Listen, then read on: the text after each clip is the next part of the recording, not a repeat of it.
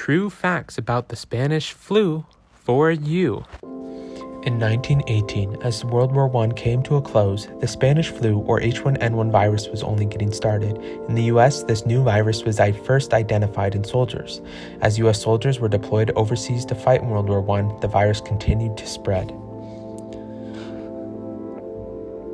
The flu was of avian origin, meaning that it came from birds, but that was not well understood at the time. There was no vaccine to protect against this new virus, so many precautions taken involved the limiting of public gatherings, self-quarantine, and wide use of disinfectant. Around a year and an entire 50 million deaths later, in February of 1919, cases began to drop and the disease had begun to be eradicated. Before the Spanish flu, public health policy was often implemented with a lens of eugenics. Those who contracted disease were often associated with lower class, but when influenza came about, the whole world realized that type of view was wrong.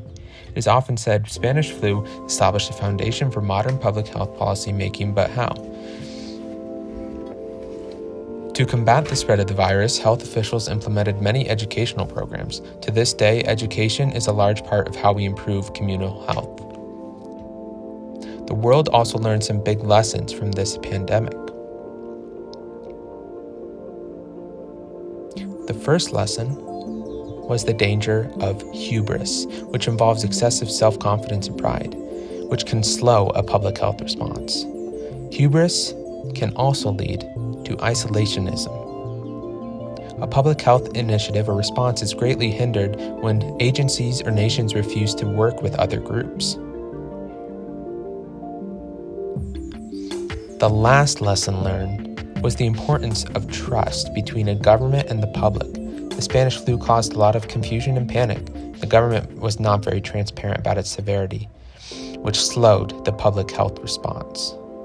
We were taught many lessons from the Spanish flu pandemic of 1918. But that being said, it is up to us whether or not we learn from our mistakes of the past.